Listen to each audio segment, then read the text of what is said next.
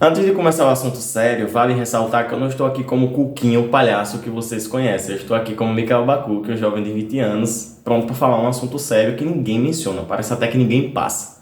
O que eu vou falar hoje, né, possa que não seja direcionado para você, mas alguém eu tenho certeza que está passando por isso e está sofrendo de uma forma silenciosa, que é as guerras mentais.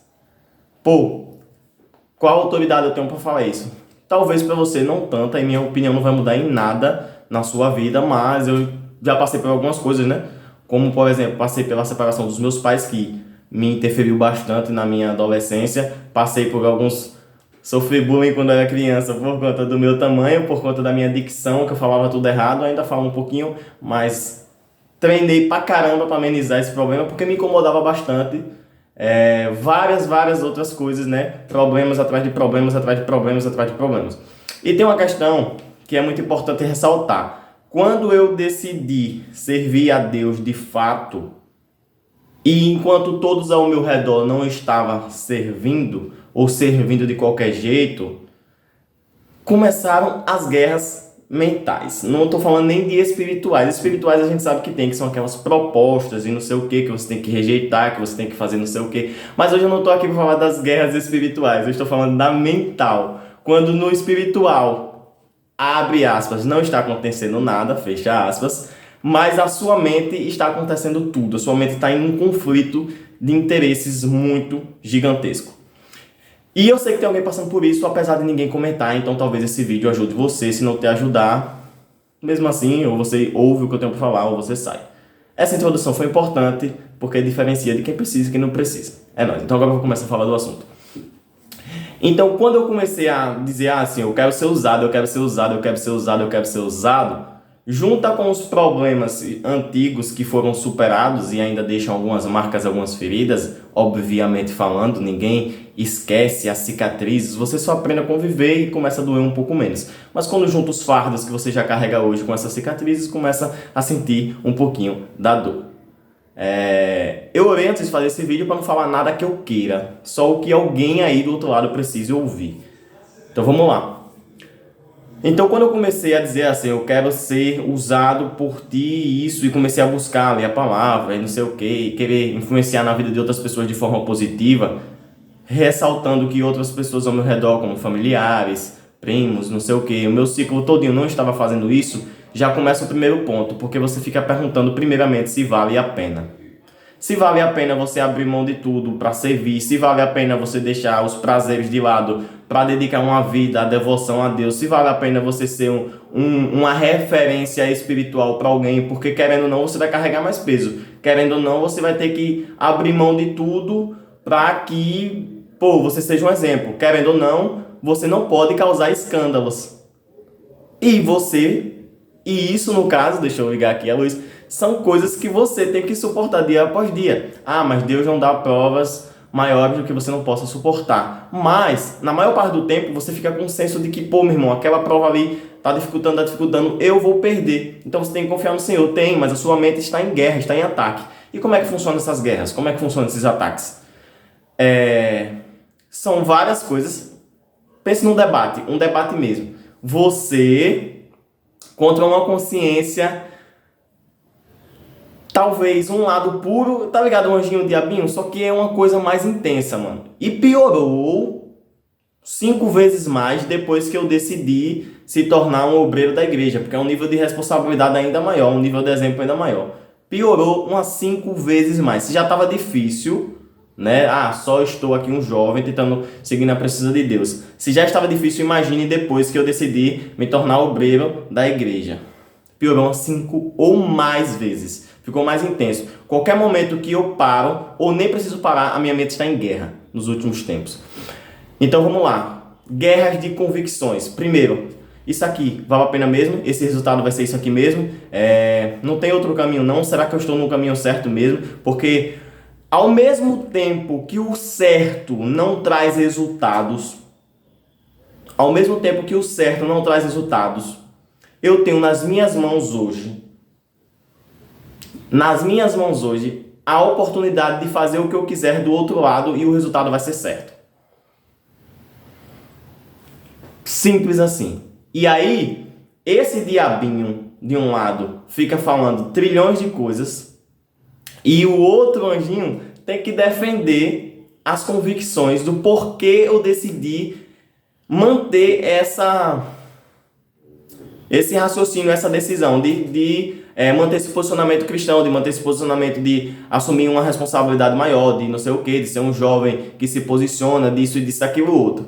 Então, mesmo já decidindo, você pensa que essa guerra acaba, então hoje eu decidi ser cristão e manter esse posicionamento, então amanhã isso não vai acontecer. Não, amanhã ele vai voltar com um novo argumento, ou com um argumento antigo, e às vezes o argumento que eu usei para tomar aquela decisão já não é tão válido, porque o Satanás se aperfeiçoou no argumento e agora ele vem com um contraponto ainda maior. Aí eu tenho que vir com outra decisão maior. Mas e quando Deus fala e confirma? Comigo é assim. Ontem mesmo eu estava passando por isso, comentei até com alguns amigos, né, que estavam no carro, e comentei. Na mesma hora, uma pessoa mandou uma música que eu vou tocar daqui a um mês, que a música fala exatamente do que eu estou passando e do que iria acontecer. Eu nunca ouvi essa música na vida, foi na mesma hora. Eu tenho aqui o print, não vou mostrar porque eu não tenho que provar nada para você, mas eu tenho. Aí fui para um lugar, Deus confirmou de uma forma, falou aquilo, fui para outro. Deus fala em oração, em sonho, em músicas por pessoas e até a voz dele mesmo ele fala. E eu tenho todas essas respostas. Mas você acha que quando Deus fala, a outra voz se cala? É? Você acha que quando a voz de Deus chega, silencia todas as outras? É? Não. Não silencia. Porque ele deu você livre-arbítrio. E é aí que tá. É um debate. Quando Deus fala, você tem que usar o que Deus falou para debater o que o satanazinho aqui está falando. E isso é uma decisão sua. Você pode pegar... Calma aí que a câmera virou toda. Você pode pegar o que Deus falou e deixar no 0 a 0. Ah, Deus falou isso e o outro está falando isso. E não fazer nada. Ou você pode pegar o que Deus falou para fazer como se fosse uma convicção que vai... Eu ia falar angariar, que palavra bonita, a sua decisão. Só que não é fácil, não. E é aí que tá. Tudo nessas guerras mentais é posto em dúvida. Tudo. E eu já tenho trilhões de confirmações, trilhões de sonhos anotados, trilhões de profecias anotadas. Não é trilhões, mas é só um exemplo fictício. Uma confirma a outra, que confirma a outra, que confirma a outra, com data, hora, com não sei o que. E mesmo assim, a guerra ainda existe. E ninguém fala sobre isso. Aí eu fico imaginando. As pessoas dizem que o evangelho...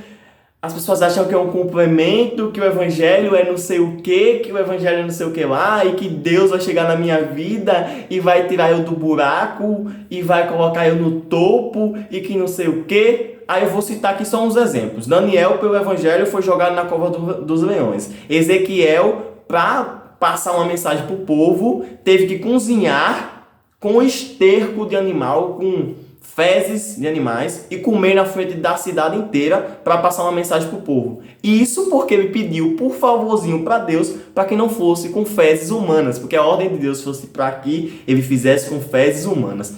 Aí chega Davi, passou não sei quantos anos já sendo ungido para se tornar rei. Aí chega José, e se eu não me engano foi 12 anos da promessa até ser governador. E sofreu. Só que a Bíblia não lista ali o que é que passava na mente de José.